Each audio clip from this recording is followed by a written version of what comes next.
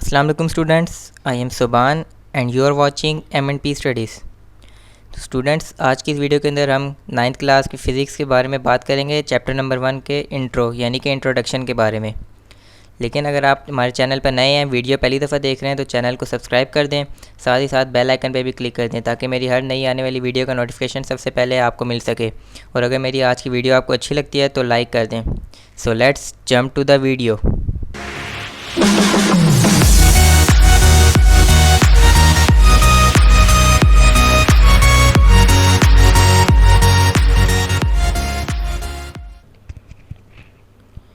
तो स्टूडेंट्स, बाकी सब्जेक्ट्स की तरह फ़िज़िक्स को हमारे यहाँ पाकिस्तान में नाइन्थ क्लास से पढ़ा जाता है।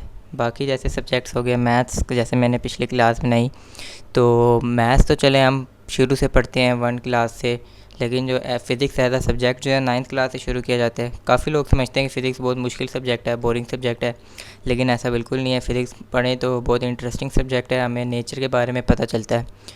तो हमारी जो फ़िज़िक्स की नाइन्थ क्लास की बुक है, उसमें जो हमारा पहला चैप्टर है वो है फ़िज़िकल क्वांटिटीज़ एंड मेजरमेंट। अब हम इसके चैप्टर के मीनिंग्स अगर देखें तो इससे हमें पता चलता है कि हम इसमें क्या पढ़ेंगे। फ़िज़िकल क्वांटिटीज़ वो क्वांटिटीज़ होती हैं कि जिनको हम मेजर कर सकते हैं, नाप तोल सकते हैं। अब आपके ज़हन में सवाल आया होगा कि हम तो सब चीज़ों को नाप तोल सकते हैं, लेकिन ऐसा नहीं है, हम हर चीज़ों को नाप तोल नहीं सकते। फॉर एग्ज़ाम्पल, जैसे ह्यूमन हेयर हो गए, उनको हम गिन नहीं सकते। अगर गिन भी लिया, अगर उसको बाद में एक्यूरेट करने के लिए जब दोबारा गिना जाए तो हेयर फॉल हो जाता है, उससे बाल टूट सकते हैं, गिर जाते हैं, तो उससे हमारी जो सारी एक्यूरेसी है मेजरमेंट की वो सारी ख़राब हो जाती है। तो इसलिए वो क्वांटिटीज़ जिनको हम मेजर कर सकते हैं उनको हम कहते हैं फ़िज़िकल क्वांटिटीज़। चैप्टर का नेम है फ़िज़िकल क्वांटिटीज़ एंड मेजरमेंट। और मेजरमेंट से हमें पता चलता है कि हम ज़ाहिर है फ़िज़िकल क्वांटिटीज़ को नापने के लिए, मेजर करने के लिए कोई ना कोई स्टैंडर्ड रिक्वायर्ड होता है, यूनिट रिक्वायर्ड होता है। ठीक हो गया। तो अब हम थोड़ी इसकी हिस्ट्री की तरफ चले जाते हैं। पहले लोग, जैसे पुराने ज़माने में टेक्नोलॉजी वगैरह नहीं थी, तो लोग जैसे अब आग लगानी होती थी तो किस तरह आग लगाते थे। तो अब तो ज़ाहिर है मैच बॉक्स वगैरह होते हैं तो उससे आग लगा लेते हैं, लेकिन पहले लोग स्टोन्स को रगड़ के आग लगाते थे। तो उन लोगों ने ऑब्ज़र्व किया चीज़ें कि ये किस तरह आग लग रही है, नेचर में जो भी चीज़ें हैं वो किस प्रोसेस के तहत हो रही हैं। उन्होंने उस पर तहकीक करना शुरू की, उस पर ऑब्ज़र्व करना स्टार्ट किया। तो उनका पहला मेन पॉइंट होता था ऑब्ज़र्व करना। तो जो भी चीज़ होती है, पहले हम जब सोचते हैं तो उसमें यही होता है कि क्यों हो रही है, किस तरह हो रही है, क्या वजह हो सकती है। तो वो मेन पॉइंट हो गया ऑब्ज़र्व। तो उसके बाद फिर वो उन पर एक्सपेरिमेंट्स वगैरह करते थे। तो जब इन दो चीज़ों को मिलाया गया, उनकी ऑब्ज़र्वेशंस को, एक्सपेरिमेंट्स को, तो उससे फिर बन गया साइंस। साइंस कैसे बना? साइंस जो है एक लैटिन ज़ुबान का लफ्ज़ है, लैटिन एक ज़ुबान है, उसका लफ्ज़ है साइंटिया, और उसका मतलब होता है नॉलेज, इल्म। तो उससे जो है ये वर्ड साइंस बना। ज़्यादा लोगों ने पहले जब सोचा समझा, उस पर फिर एक्सपेरिमेंट्स वगैरह किए लैब में। तो साइंस जो है वो नाम ही ऑब्ज़र्वेशंस एंड एक्सपेरिमेंटेशंस का, किसी चीज़ पे हम तहकीक करें, उस पर फिर एक्सपेरिमेंट करें, तो उसको हम कहते हैं साइंस। ठीक हो गया। 18th सेंचुरी से पहले तक जो साइंस थी उसको नाम दिया गया था नेचुरल फ़िलासफ़ी का। ये एक सब्जेक्ट था, वो जब तक एक ही सब्जेक्ट था जो पढ़ा जाता था, उसी में सब पढ़ा जाता था, लिविंग थिंग्स के बारे में, नॉन लिविंग थिंग्स के बारे में। लेकिन उसके बाद लोगों को पता चला कि ये तो सब्जेक्ट बहुत वास्ट, बहुत वसी हो जाता है, तो इसमें पढ़ना बहुत मुश्किल हो सकता है। तो फिर 18th सेंचुरी के बाद इसको 2 पार्ट्स में डिवाइड कर दिया गया था। एक का नाम दिया गया था फ़िज़िकल साइंसेस और एक का नाम दिया गया था बायोलॉजिकल साइंसेस। तो फ़िज़िकल साइंसेस में वो कैटेगरी है जिसमें नॉन लिविंग थिंग्स को डाला गया था, और बायोलॉजिकल साइंसेस में वो है तो जिसमें लिविंग थिंग्स को डाला गया था। लिविंग थिंग जो सांस ले सके, नॉन लिविंग थिंग्स जो हरकत ना कर सके, सांस ना ले सकें। ठीक हो गया। तो जब उसके बाद देखा गया तो कि नॉन लिविंग लिविंग थिंग्स तो चलो ठीक है, लेकिन जो नॉन लिविंग थिंग्स है उसमें भी बहुत वास्ट, बहुत बड़ी ब्रांच बन गई थी ये फिर। तो इसको भी फिर आगे सब डिवाइड कर दिया गया था 5 मेजर ब्रांचेस में। तो उनमें जो है उसमें फ़िज़िक्स, केमिस्ट्री, जियोलॉजी, एस्ट्रोनॉमी और मेट्रोलॉजी। ठीक हो गया। तो इन 5 मेन कैटेगरीज़ में डिवाइड कर दिया गया था नॉन लिविंग थिंग्स यानी कि फ़िज़िकल ब्रांचेस को। इन तमाम ब्रांचेस में, 500 ब्रांचेस में हम नॉन लिविंग थिंग्स के बारे में पढ़ते हैं। मतलब नॉन लिविंग थिंग्स से रिलेटेड जो सांस ले सकते, बहुत सारी चीज़ें ऐसी जो नॉन लिविंग थिंग्स की कैटेगरी में आती हैं, उनको हम इसमें पढ़ते हैं। जैसे पहले फ़िज़िक्स है। अब फ़िज़िक्स में हम क्या पढ़ते हैं? फ़िज़िक्स में हम पढ़ते हैं मैटर और एनर्जी के बारे में। मैटर क्या होता है? मैटर होता है मादा। अब कोई भी चीज़ होगी, मिसाल के तौर पे कोई ब्रिक होती है ईंट, तो उसका साइज़ कितना हो गया, वो कितना वॉल्यूम ऑक्यूपाई कर रही है, उसका मास कितना है, ये तमाम चीज़ें जिस हर कोई भी चीज़ जो ऑब्जेक्ट उस जिसका मास हो और वो स्पेस ऑक्यूपाई करे, वॉल्यूम ऑक्यूपाई करे, तो उसको हम कहते हैं मैटर। मैटर यानी कि मादा। ठीक हो गया। और उसके बाद हमें पता चला कि मैटर को एनर्जी में कन्वर्ट किया जा सकता है, एनर्जी को मैटर में कन्वर्ट किया जा सकता है। कोई भी जैसे ऑब्जेक्ट है उसको हरकत करानी होती है हॉरिजॉन्टली, तो उसमें काइनेटिक एनर्जी होती है। अगर उसको अपलिफ्ट करवाते हैं, उसको ऊपर की तरफ लेके गए या नीचे की तरफ लेके गए वर्टिकली, तो उसमें पोटेंशियल एनर्जी होती है। ठीक हो गया। तो फ़िज़िक्स को हम अगर डिफ़ाइन करना चाहें तो उसकी डेफिनेशन कुछ यूँ बनती है: physics is the branch of science that deal with the matter, energy and there interaction with each other. ठीक हो गया। तो नेक्स्ट ब्रांच आ जाती है केमिस्ट्री। केमिस्ट्री का हमें पता है कि उसमें केमिकल रिएक्शंस के बारे में पढ़ा जाता है। केमिकल रिएक्शन भी कौन से सांस लेते हैं, नहीं सांस ले सकते, वो भी नॉन लिविंग थिंग्स होते हैं। उसमें एटम्स के बारे में, उनके बॉन्ड्स वगैरह के बारे में पढ़ा जाता है, उनके स्ट्रक्चर्स वगैरह के बारे में पढ़ा जाता है। इसी तरह जियोलॉजी में हमें पढ़ा जाता है स्टडी ऑफ अर्थ, यानी जो अर्थ है, हमारी ज़मीन है, उसके बारे में पढ़ा जाता है कि क्या नाम है, किस तरह ये सन के इर्द गिर्द अपना रोटेशन और रेवोल्यूशन कंप्लीट करिए, कितने टाइम में कंप्लीट करिए, इसकी क्या स्पीड है और इसकी कितनी लेयर्स हैं। मतलब तमाम चीज़ें अर्थ के बारे में। फ़र्स्ट लेयर पे जैसे सॉइल वगैरह होता है, इनर लेयर्स में बहुत सारी चीज़ें निकलती हैं, मेटल से इतने सारे निकलते हैं। ठीक हो गया। वो तमाम चीज़ें पढ़ते हैं जियोलॉजी में। उसके बाद आ जाती है एस्ट्रोनॉमी। एस्ट्रोनॉमी में हम पढ़ते हैं स्टार्स, गैलेक्सीज़ वगैरह के बारे में। जैसे कि आपको पता है कि हमारी जो गैलेक्सी है उसका नाम है मिल्की वे गैलेक्सी। ठीक हो गया। ऐसे हमारी जो गैलेक्सी है उसमें 40 बिलियन से ज़्यादा स्टार्स हैं। इसी तरह और भी इतनी सारी गैलेक्सीज़ हैं, उसके बारे में तमाम जो स्टडी वगैरह होती है वो पढ़ते हैं हम एस्ट्रोनॉमी में। ये भी बहुत अच्छी, बहुत बड़ी ब्रांच। उसके बाद हम पढ़ते हैं मेट्रोलॉजी में। मेट्रोलॉजी में क्या पढ़ते हैं? वेदर और सीजन्स वगैरह के बारे में, एटमॉस्फेयर के बारे में कि कौन सा मौसम आ रहा है, कौन सा मौसम जा रहा है। जैसे महकमा मौसमियात वगैरह होते हैं, बताते हैं कि कब बारिश होनी है, कब दिन निकलना है। वो तमाम जो स्टडी वगैरह होती है, तो कौन से कंट्री में कौन कौन से सीजन्स होते हैं, तो टेम्परेचर वगैरह कौन से कंट्री में कितने क्या एवरेज होती है टेम्परेचर की, ये तमाम चीज़ें हम मेट्रोलॉजी में पढ़ते हैं।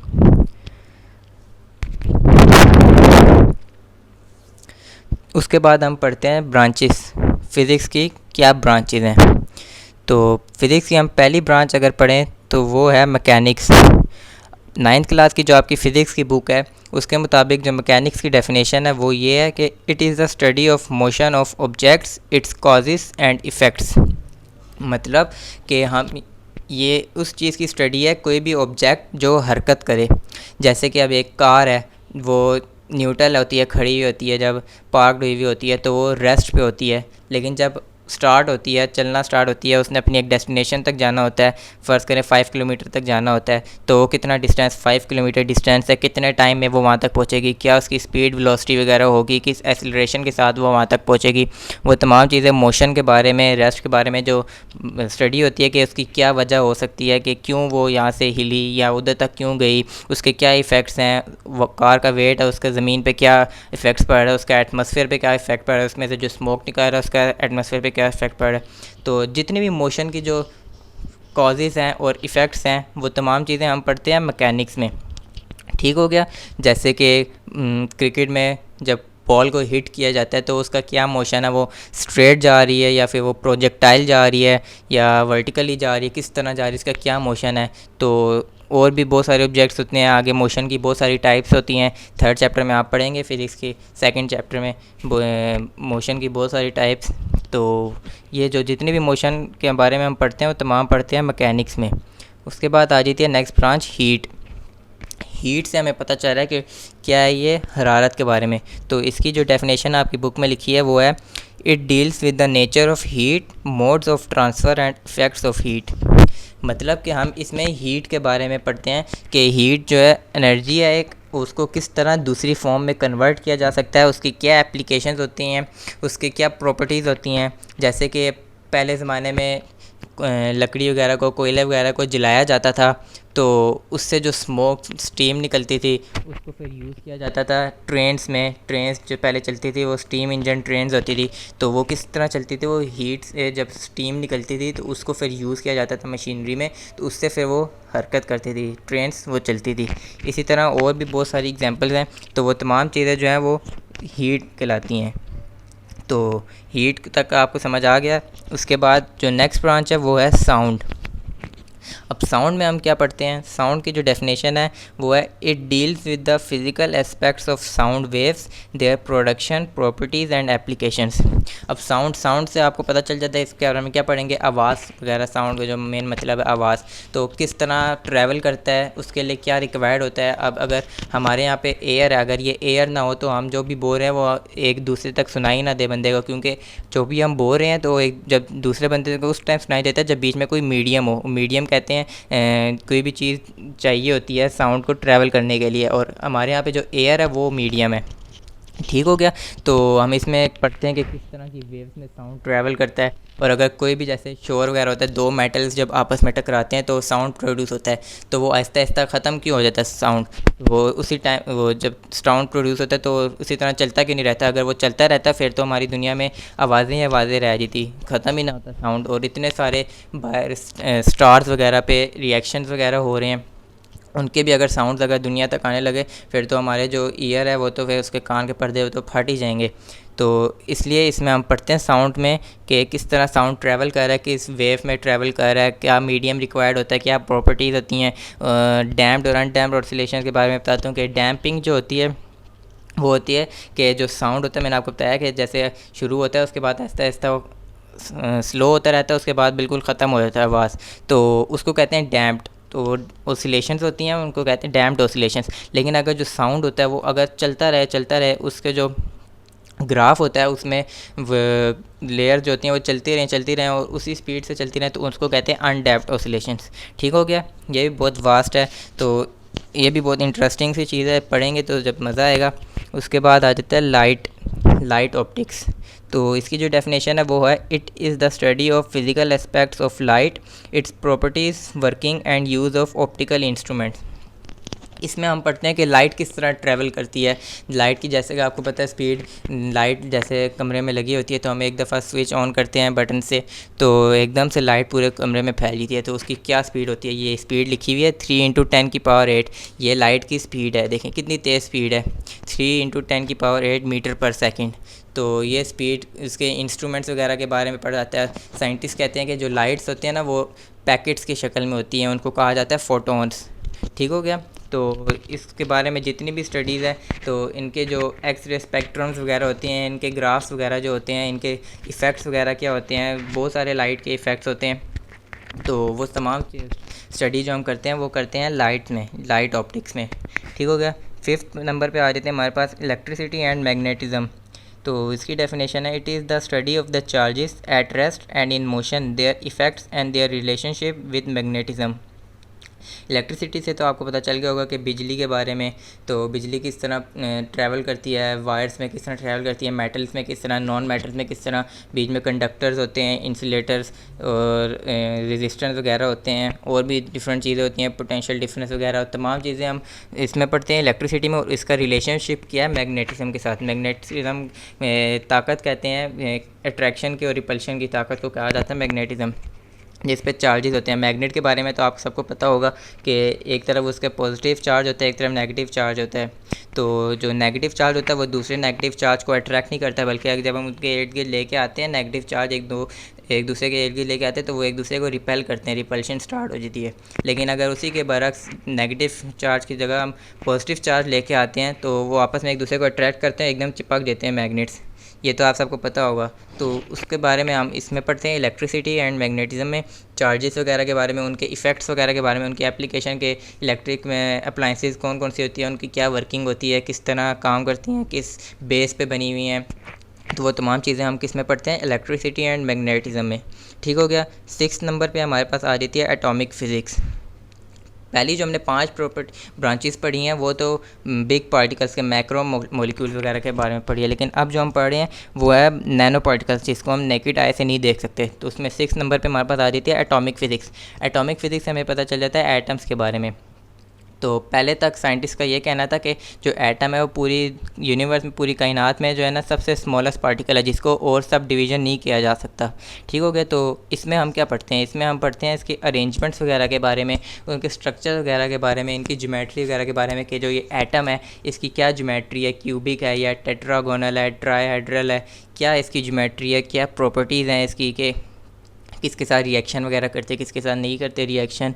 तो वो तमाम चीज़ें हम पढ़ते हैं एटॉमिक फ़िज़िक्स में। तो इसकी जो डेफिनेशन है वो आपकी बुक में लिखी है, it is a study of the structure and properties of atoms. यानी यही एटम्स के हम स्ट्रक्चर्स के बारे में पढ़ते हैं, जो इनकी अरेंजमेंट है, किस तरह से एक दूसरे में अरेंज होते हैं एटम्स, तो किस तरह पैक्ड होते हैं, और सॉलिड लिक्विड गैस के एटम्स किस तरह क्लोजली रिलेट होते हैं एक दूसरे से, और इनकी प्रॉपर्टीज़ के बारे में पढ़ते हैं कि क्या इनकी प्रॉपर्टीज़ हैं, केमिकल और फिज़िकल प्रॉपर्टीज़, वो तमाम हम पढ़ते हैं एटॉमिक फ़िज़िक्स में। उसके बाद 7 नंबर पे आ जाती है न्यूक्लियर फ़िज़िक्स। तो उसके बाद फिर जब जब साइंटिस्ट कहते थे कि एटम्स को सब डिवीज़न नहीं किया जा सकता, फिर उस पर तहकीक वगैरह होती थी, एक्सपेरिमेंट्स वगैरह होते थे। उसके बाद फिर उन्होंने मान लिया था कि नहीं, एटम्स को भी सब डिवीज़न किया जा सकता है। एटम के अंदर पाया जाता है न्यूक्लियस। न्यूक्लियस की डिस्कवरी हो गई थी। तो अब तो न्यूक्लियस के अंदर भी प्रोटॉन्स और न्यूट्रॉन्स और उससे भी सब डिवीज़न छोटे छोटे पार्टिकल्स पाए जाते हैं। ठीक हो गया। तो न्यूक्लियर फिज़िक्स में हम पढ़ते हैं न्यूक्लियस के बारे में, न्यूक्लियस के स्ट्रक्चर के बारे में, कि न्यूक्लियस में प्रोटॉन्स और न्यूट्रॉन्स पाए जाते हैं। अब प्रोटॉन्स जो हैं वो कैरी करते हैं पॉजिटिव चार्ज, और न्यूट्रॉन्स जो होते हैं वो न्यूट्रल होते हैं। ठीक हो गया। तो होल जो न्यूक्लियस होता है उस पर क्या चार्ज आ जाता है, पॉजिटिव चार्ज, क्योंकि प्रोटॉन्स जो होते हैं वो पॉजिटिव चार्ज होते हैं, न्यूट्रॉन जो होते हैं न्यूट्रल होते हैं, तो उनका तो कोई चार्ज नहीं होता। लेकिन जो प्रोटॉन होते हैं उनका पॉजिटिव चार्ज होता है, तो इसलिए जो न्यूक्लियस होता है हम उसको कहते हैं पॉजिटिवली चार्ज। अब हाइड्रोजन का जैसे एटम है, तो उसका हाइड्रोजन का जो एटॉमिक मास है वो होता है 1, और एटॉमिक नंबर वो भी होता है 1। ठीक हो गया। तो अब हाइड्रोजन ऐसा वाहिद एटम है कि जिसके अंदर एक भी न्यूट्रॉन नहीं है। तो इलेक्ट्रॉन जो होते हैं वो एक एटम के बाहर रिवॉल्व कर रहे होते हैं, शेल्स और सब शेल्स में, ऑर्बिटल्स में। तो उसके अंदर न्यूक्लियस के अंदर जो होता है पॉजिटिव चार्ज होता है ये प्रोटॉन। ठीक हो गया। तो कैंसिल आउट कर देते हैं एक दूसरे को, पॉजिटिव चार्ज और नेगेटिव चार्ज, तो रिज़ल्ट बन जाता है न्यूट्रल। तो इस तरह एक एटम जो होता है वो न्यूट्रल रहता है। बाद में जब वो रिएक्शन वगैरह करते हैं तो उन पर फिर चार्ज आ जाता है, पॉजिटिव चार्ज, नेगेटिव चार्ज। वो तमाम चीज़ें हम पढ़ते हैं atomic physics and nuclear physics में, ये तमाम चीज़ें। ठीक हो गया। उसके बाद 8 नंबर पे आ जाती है हमारे पास प्लाज्मा फिज़िक्स। अब प्लाज्मा की जो डेफिनेशन लिखी है वो है, it is a study of production properties of the ionic state of matter, the fourth state of matter. Matter के बारे में मैंने आपको बताया था कि मादा को कहते हैं कि जितनी जो भी चीज़ है जिसका मैस हो और वो स्पेस ऑक्यूपाई करे, तो उसको क्या कहते हैं, मैटर। ठीक हो गया। तो आपको पता होगा, साइंस में आपने पढ़ा होगा छोटे लेवल तक, 8th क्लास के लेवल तक, कि 3 टाइप्स होती हैं मैटर की, सॉलिड, लिक्विड और गैस। लेकिन अब आगे आप आए हैं तो आगे आपको पता चला कि नहीं, 4th टाइप भी होती है मैटर की, जिसको कहा जाता है प्लाज्मा। तो हमारी जो अर्थ है इसके अंदर प्लाज्मा बहुत कम पाया जाता है, लेकिन अगर हम देखा जाए पूरी यूनिवर्स को, तो उसमें 99% जो है ना प्लाज्मा पाया जाता है। कितना, 99% पूरी यूनिवर्स में प्लाज्मा पाया जाता है। ये किस तरह होता है, प्लाज्मा जो होता है मोल्डेड होता है, पिघली हुई हालत होती है प्लाज्मा की, और इसका जो नेचर होता है वो न्यूट्रल होता है। नेचर मतलब है जैसे प्रोटॉन होते हैं पॉजिटिव चार्ज होते हैं और इलेक्ट्रोनेगेटिव चार्ज होता है, ऐसे जो प्लाज्मा है वो उसका न्यूट्रल नेचर होता है, ना इनके ऊपर कोई चार्ज होता है। ठीक हो गया। तो पिघली हुई जो हालत होती है वो होती है क्या नाम है, प्लाज्मा। ठीक हो गया। और इसकी एप्लीकेशन वगैरह क्या होती हैं, कहाँ कहाँ इस्तेमाल होते हैं, बल्ब वगैरह में इस्तेमाल होता है, इसका बहुत बड़ा इस्तेमाल है बल्ब के अंदर बनाने में। तो प्लाज्मा जो होता है इसको हम स्टडी करते हैं प्लाज्मा फिज़िक्स में। ठीक हो गया। जो लास्ट आ जाती है हमारी ब्रांच वो आ जाती है जियो फिज़िक्स। आपको मैंने शुरू में बताया था जियोलॉजी के बारे में, तो ये उसी से रिलेटेड है जियो फिज़िक्स। इसके अंदर हम पढ़ते हैं, इसकी जो डेफिनेशन है वो है, it is a study of the internal structure of the earth. इसके अंदर हम अर्थ के बारे में पढ़ते हैं कि अर्थ जो है सन के गिर्द किस रोटेशन में, कितने टाइम में घूम रहा है। ठीक हो गया। और उसकी हम लेयर्स के बारे में पढ़ते हैं कि अर्थ की 3 लेयर्स होती हैं, क्रस्ट, मेंटल, कोर। तो उसकी रोटेशन वगैरह के बारे में पढ़ते हैं। तो उसके अंदर कितना पानी पाया जाता है, कितने ज़मीन है, वो तमाम चीज़ें जो होती हैं ना वो अर्थ के बारे में पढ़ा जाता है। तो स्टूडेंट्स यही था हमारा आज का लेक्चर। उम्मीद करता हूँ आपको लेक्चर समझ आया होगा। अगर आपको कोई चीज़ समझ नहीं आई तो आप वीडियो पीछे स्टार्ट करके फिर दोबारा से देख सकते हैं। ठीक हो गया। तो आज के लेक्चर में इतना ही। मैं आपसे मिलता हूँ नेक्स्ट लेक्चर में। नेक्स्ट लेक्चर में हम डिस्कस करेंगे आगे फ़िज़िक्स के ये पहले चैप्टर को, फिजिकल क्वांटिटीज़ एंड मेजरमेंट को। इसमें हम क्वांटिटीज़ के बारे में पढ़ेंगे, बेस क्वांटिटी और ड्राइव क्वांटिटीज़ के बारे में। वो भी उम्मीद करता हूँ आपको अच्छा लगेगा, समझ आएगा। बहुत इंटरेस्टिंग चैप्टर है। फ़िज़िक्स है भी बहुत इंटरेस्टिंग से। आपने बिल्कुल इसको बोरियत नहीं महसूस करनी, इंटरेस्ट लेके पढ़ेंगे तो आपको लाजमी समझ आएगा। ठीक हो गया। मेरी अगर वीडियो अच्छी लगी हो तो लाइक कर दीजिएगा। तब तक के लिए अल्लाह हाफ़िज़।